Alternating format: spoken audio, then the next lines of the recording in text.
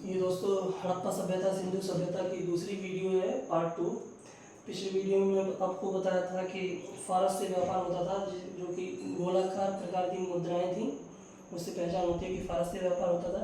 इसी प्रकार बेलनाकार प्रकार की मुद्राएं पाई गई हैं दोस्तों, जो प्रदर्शित करती हैं कि हड़प्पा का व्यापार मेसोपोटामिया से भी होता था। कुछ विशेष स्थान जो वस्तुओं के उत्पादन से संबंधित हैं। मोहनजोदड़ो में दोस्तों वस्त्र उद्योग का पता चलता है, और हड़प्पा से ताम्र उद्योग का पता चलता है दोस्तों। लोथल से हाथी दांत उद्योग का होता है, ये दोस्तों एक बंदरगाह भी था। चंगुदड़ो और दहमाबाद से कांसे की बैलगाड़ी व मिलती है दोस्तों। चंगुदड़ो व दहमाबाद से कांसे की बैलगाड़ी, भैंसा व मनुष्य की चित्रकारी मिलती है दोस्तों कांसे की। और सुतकोटड़ा से दोस्तों मन का निर्माण उद्योग का पता चलता है दोस्तों। मेसोपोटामिया से व्यापार के साक्ष्य दोस्तों देख लीजिए। हड़प्पा से आंतरिक व बाह्य व्यापार दोनों करते थे। हड़प्पा वासी जो थे वो आंतरिक व बाह्य व्यापार दोनों करते थे, जिसकी पहचान की हम लोगों ने आगे देखी भी थी। बेलनाकार प्रकार की मुद्राएं जो मिली हैं वो मेसोपोटामिया से मिली हैं, और जो गोलाकार प्रकार की मुद्राएं मिली हैं वो फारस से मिली हैं। तो ये भी एक तथ्य है कि हाँ, मेसोपोटामिया से व्यापार के साक्ष्य थे। मेसोपोटामिया का सालमन का जो अभिलेख है दोस्तों, उसमें बताते हैं कि दिलमुन को, वर्तमान जो बहरीन है उसको दिलमुन कहा जाता था, और मकरान तट को मगन कहा जाता था, जो मैं आगे बताऊंगा कि अभी आपको। दोस्तों जो मेसोपोटामिया का खरवन का अभिलेख मिला है उसमें मगन को मकरान तट कहा गया है। मेलुगा दोस्तों सिंधु वासियों के लिए शब्द प्रयुक्त हुआ है, मेलुगा।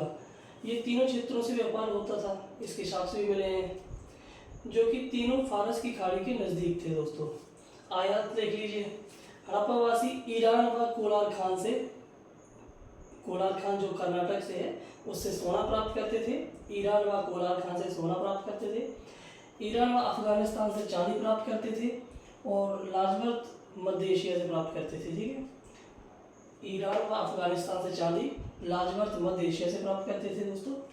निर्यात देख लीजिए। हाथी दांत का निर्यात होता था, कीमती पत्थर का निर्यात होता था जो कि कार्नेलियन है, सूती वस्त्र का निर्यात होता था, मन का आभूषण का निर्यात होता था, अनाज का निर्यात होता था दोस्तों, तांबे की वस्तुएं, काली लकड़ी, सागौन का निर्यात होता था। ठीक है दोस्तों।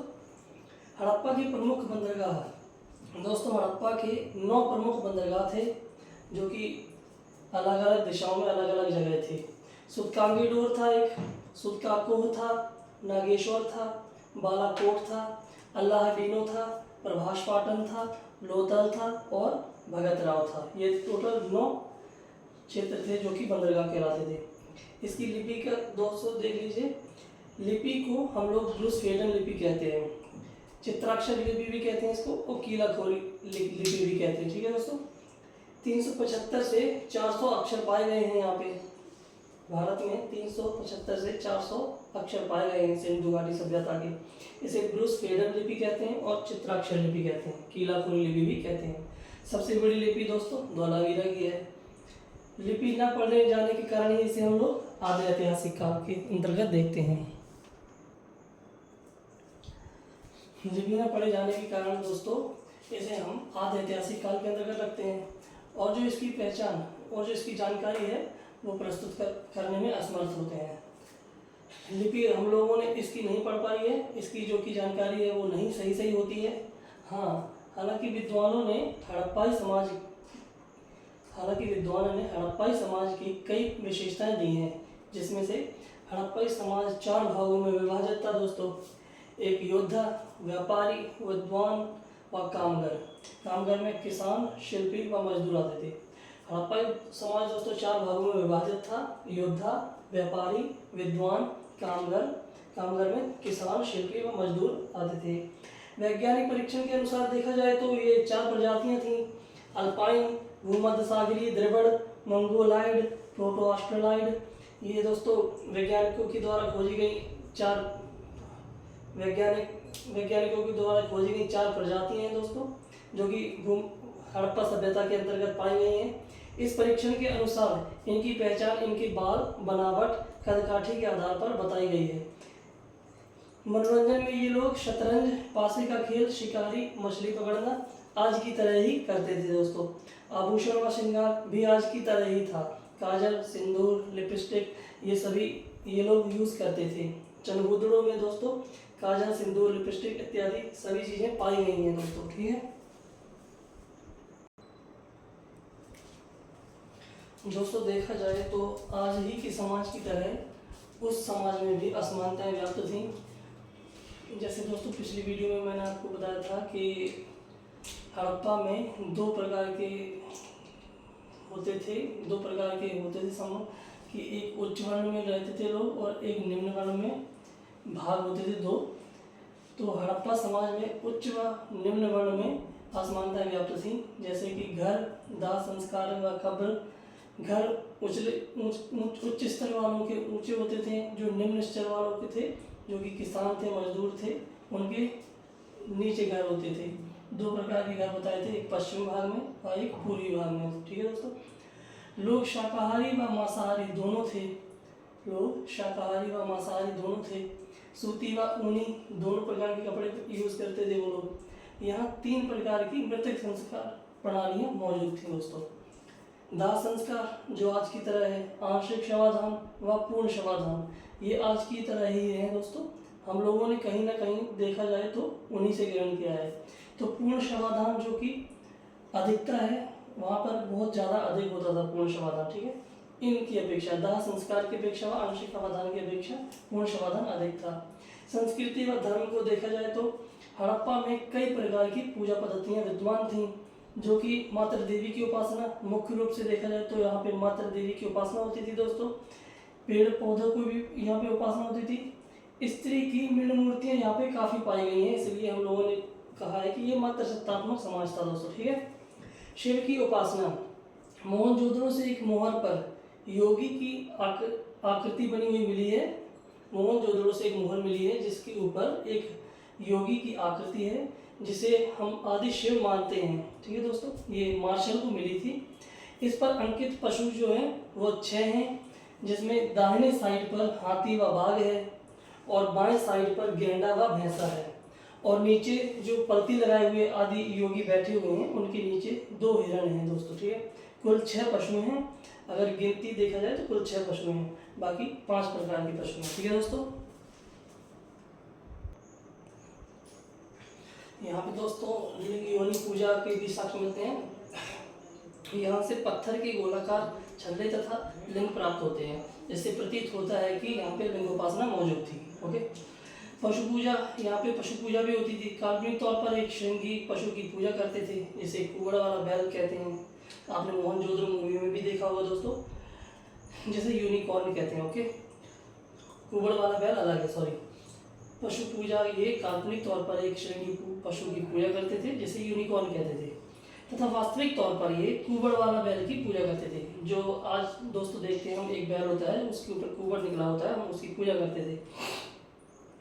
ये वृक्ष पूजा भी करते थे, जिसमें पीपल, बरगद, नीम इत्यादि पेड़ थे, जिसकी पूजा करते थे। ये दोस्तों आज भी है।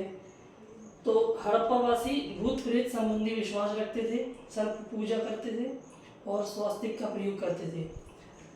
स्वास्तिक दोस्तों जो आज का स्वास्तिक है वही। ठीक है, अग्निवेदी का प्रयोग इत्यादि यहाँ पे होता था। यहाँ मंदिर के साक्ष्य नहीं मिले हैं, साथ ही यहाँ पुजारी वर्ग भी वर्चस्वशाली नहीं था। ठीक है, हड़प्पा कांस्य युग की सभ्यता थी। तांबा लगभग 90% व टिन 10% मिलाकर कांस्य बनता है। ठीक है, कांस्य तांबा 90% हो और टिन 10% हो तब कांस्य का प्रयोग होता है। दोस्तों देखा जाए तो कहीं ना कहीं हमारा जो समाज है वो यहीं से चलकर आ रहा है। जैसे वृक्ष पूजा में हम लोग पीपल, बरगद, नीम जो आज भी करते हैं, और जो स्वास्तिक है दोस्तों वो आज भी हम लोग उसकी पूजा करते हैं सबसे पहले स्वास्तिक बनाकर। ठीक है, सर्प पूजा, सांप की भी पूजा होती है हमारे यहाँ पे। तो देखा जाए तो कहीं ना कहीं हड़प्पा सभ्यता हमारा पुरानी सभ्यता है। ठीक है, हमारे लोगों के लिए यही थी। ठीक, सिंधु सभ्यता का दोस्तों हम लोग नामकरण देखें तो इस सभ्यता में इसके लिए 3 नाम दिए गए हैं, जो कि सिंधु सभ्यता, सिंधु घाटी सभ्यता व हड़प्पा सभ्यता।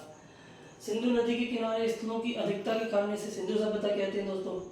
वह हड़प्पा, जो कि हड़प्पा है 1921 ईस्वी में राखादास बनर्जी के द्वारा खोजा गया, सर्वप्रथम खुदाई इसी की हुई दोस्तों, तो इस कारण इसे हड़प्पा सभ्यता भी कहते हैं। ये सर्वमान्य मत है। हालांकि सिंधु घाटी सभ्यता ये कहने में सही लगता है, तो इसलिए ज़्यादातर लोग सिंधु घाटी सभ्यता कहते हैं। वैसे सर्वमान्य मत हड़प्पा सभ्यता ही है लोग, ठीक है। लिपि न पढ़े जाने के कारण विद्वान इसका उद्भव, निर्माता अलग अलग बताते हैं कि कहाँ से आई कहाँ से नहीं आई, मतलब लिपि न पढ़े जाने के कारण इसका सही तो नहीं उद्भव जान पाते हैं। हालांकि अपने अपने मत देते हैं निर्माता कौन है इसके, ठीक है। आर्य के लिए वो आर्य के लिए लक्ष्मण स्वरूप सहाय व रामचंद्रन, लक्ष्मण स्वरूप सहाय व रामचंद्रन आर्य बताते हैं कि आर्य लोगों ने इस सभ्यता का विकास किया। और सुमेरियन मेसोपोटामिया के लोग इसको, सुमेरियन व मेसोपोटामिया से गार्डन चाइल्ड, व्हीलर व क्रेमर, ये तीन दोस्तों इतिहासकार हैं। गार्डन चाइल्ड, व्हीलर व क्रेमर, ये सुमेरियन मेसोपोटामिया से इसका उद्भव बताते हैं। व द्रविड़ से उत्पत्ति राखालदास बनर्जी व सुनीति चटर्जी बताती हैं, ठीक है। राखालदास बनर्जी व सुनीति चटर्जी कहते हैं कि द्रविड़ से इसकी उत्पत्ति हुई है सिंधु घाटी सभ्यता की, ठीक है। और जो ग्रामीण से ये सभ्यता उत्पत्ति हुई है वो फेयर सर्विस बताते हैं व रोमिला थापर बताती हैं कि ग्रामीण सभ्यता से इसका विकास हुआ है। हालांकि ऐसा नहीं है, सिंधु घाटी सभ्यता शहरी सभ्यता थी, ठीक है। सोथी संस्कृति, अमलानंद घोष व धर्मपाल अग्रवाल, अमलानंद घोष व धर्मपाल अग्रवाल बताते हैं कि सोथी संस्कृति से इसकी उत्पत्ति हुई है सिंधु घाटी सभ्यता की, ठीक है दोस्तों। आगे दोस्तों देखते हैं कि सिंधु घाटी सभ्यता के अंतर्गत हड़प्पा की खोज जो कि जॉन मार्शल के निर्देशन में हुई। मोंटगोमरी वर्तमान शाहीवाल जिला, दोस्तों हड़प्पा मोंटगोमरी वर्तमान शाहीवाल जिला पंजाब पाकिस्तान रावी नदी के तट पर स्थित है। 1921 ईस्वी में दयाराम साहनी ने इसका सर्वेक्षण किया दोस्तों, ठीक है। हड़प्पा दोस्तों कहाँ पे है? रावी नदी के तट पर पंजाब पाकिस्तान मोंटगोमरी जिला में है। इसका सर्वेक्षण सर जॉन मार्शल के निर्देशन में किया गया। 1921 ईस्वी में दयाराम साहनी ने किया, ठीक है। 1926 ईस्वी में माधव स्वरूप वत्स व 1946 ईस्वी में मार्टिमर व्हीलर ने इसका उत्खनन कार्य करवाया। यहाँ से क्या कुछ मिला? आवास क्षेत्र के दक्षिण में R37 कब्रिस्तान मिला है दोस्तों, जहाँ पे रहने वाले लोग थे वहाँ पे उसके दक्षिण में R37 कब्रिस्तान मिला है। J.M. कोनेयर उत्खनन करता है इसकी दोस्तों। R37 के उत्खनन करता कौन है? J.M. कोनेयर हैं। और देवदार की लकड़ी की शवकाष्ठ पेटिका यहाँ पे मिली है दोस्तों। देवदार की लकड़ी की शवकाष्ठ पेटिका यहाँ पे मिली है। यहाँ के कंकालों में गांठिया, जोड़ों के दर्द का अधिकता मिली है यहाँ पे, मतलब कि गांठिया व जोड़ों का दर्द जो कंकाल मिले हैं वहाँ उनमें ज़्यादा पाया जाता था दोस्तों। विशाल अवशेष 6-6 की 2 पंक्तियों में, हड़प्पा का जो विशाल अवशेष है वो 6-6 की 2 पंक्तियों में कुल 12 कक्षों वाले एक अन्नागार का है। प्रत्येक अन्नागार 50 × 20 फीट का है। ये नगर के पश्चिमी द्वार के पास है दोस्तों, ठीक है। व्हीलर ने इसे शस्त्रागार परिसर कहा है। जो अन्नागार है वो व्हीलर ने इसे शस्त्रागार परिसर कहा है, ठीक है।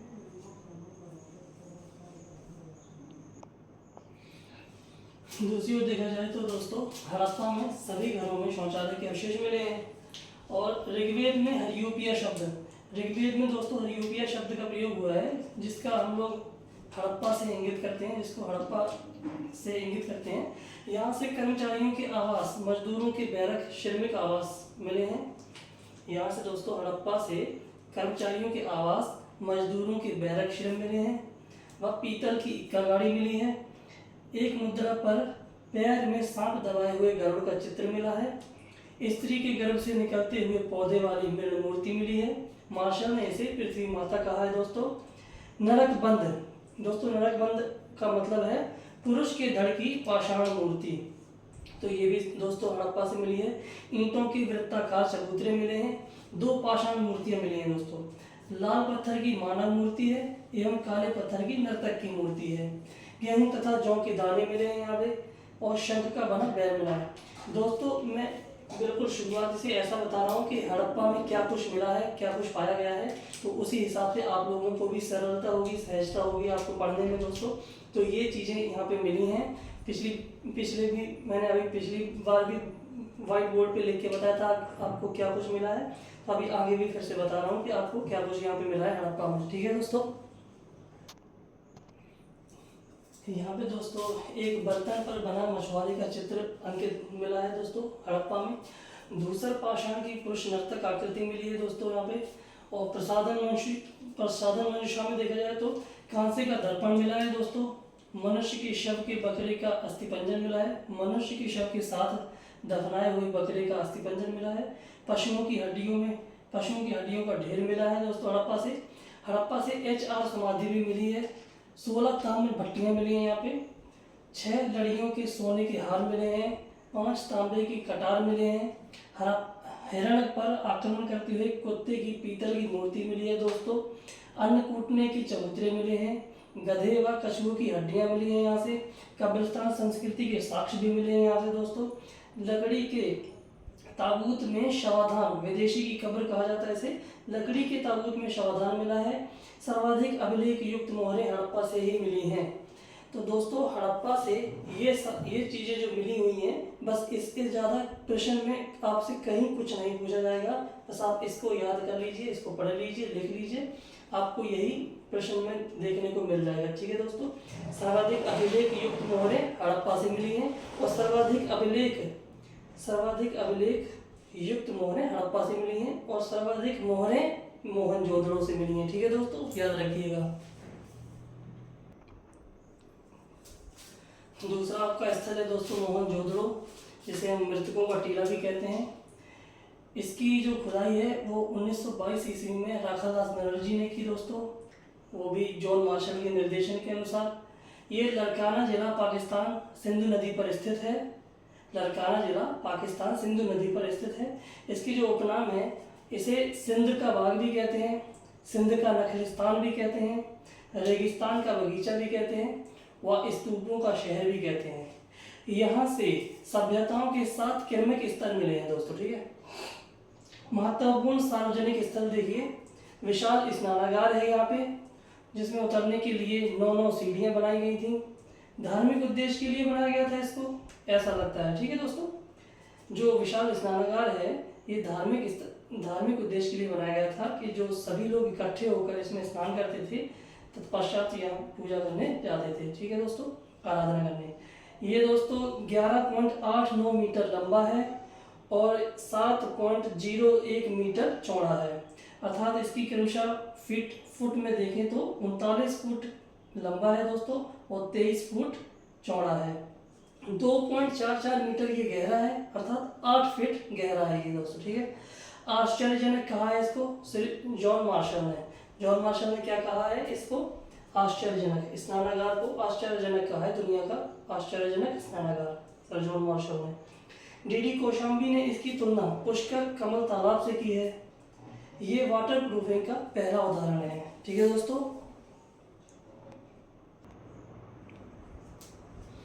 आगे दोस्तों देखें, मोहनजोदड़ो की सबसे बड़ी इमारत जो है वो विशाल अन्नागार है, जो 45.71 मीटर लंबी और 15.23 मीटर चौड़ी है।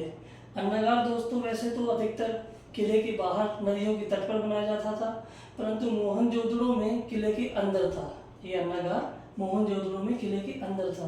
हड़प्पा और सुमेरिया में अन्न भंडार में समानता थी दोस्तों। जो हड़प्पा में विशाल अन्नागार पाया गया है और सुमेरिया में भी अन्नागार पाए गए हैं, तो उनमें समानता थी। ठीक है दोस्तों, मोहनजोदड़ो के पश्चिमी भाग में स्थित दुर्ग टीले के ऊपर कुषाण शासक कनिष्क का स्तूप निर्मित मिला है। जो मोहनजोदड़ो के पश्चिमी भाग में स्थित दुर्ग टीला था, वहाँ पे कुषाण शासक कनिष्क के स्तूप निर्मित मिला है, जिसकी खोज व्हीलर ने की है।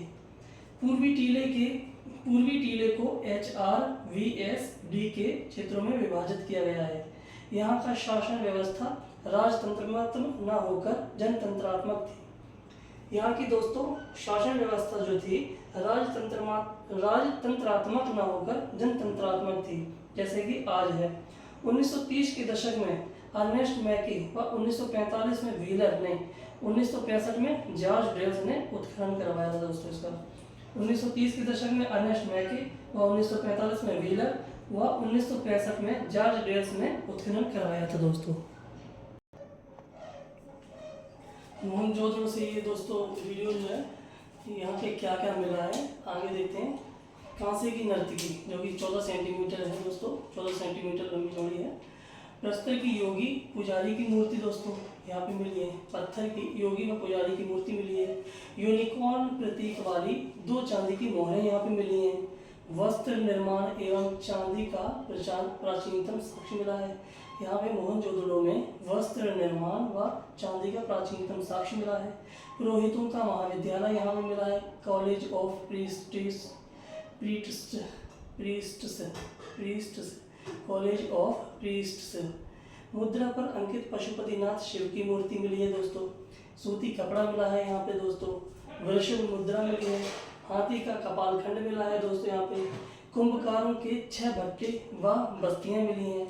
गले हुए तांबे के ढेर मिले हैं। सीपी की बनी पटरी मिली है। घोड़े के दांत मृण मूर्ति मिली है। ऊंट की हड्डियां मिली हैं यहाँ पे। अंतिम स्तर पर बिखरे हुए नर कंकाल मिले हैं यहाँ पे। 20 स्तंभों वाला भवन भी यहाँ पे मिला है। मोहर पर सुमेरियन नावों का अंकन मिला है यहाँ पे, जो कि ये दर्शाता है कि हाँ व्यापार होता था। चांदी का कलश व शिलाजीत भी मिला है। कांस्य से निर्मित भैंसे व मेढ़े की आकृतियां मिली हैं। सर्वाधिक कुओं की यहाँ पे उपलब्धता है। यहाँ पे मोहनजोदड़ो में सर्वाधिक कुएं पाए गए हैं। पत्थर की नृत्यरत आकृति को मार्शल ने नटराज शिव कहा है। कब्रिस्तान के साक्ष्य यहाँ पे नहीं मिलते हैं दोस्तों। यहाँ पे कब्रिस्तान के साक्ष्य नहीं मिलते हैं। मोहनजोदड़ो व हड़प्पा के मकान पक्की ईंटों के बने होते थे। मोहनजोदड़ो और हड़प्पा को स्टुअर्ट पिगट ने जुड़वा राजधानी कहा है। देखिए दोस्तों, मोहनजोदड़ो और हड़प्पा आप लोगों का कंप्लीट हो गया है। इसके बाद हम लोग लोथल या कालीबंगा और कुछ देखेंगे। ठीक है दोस्तों।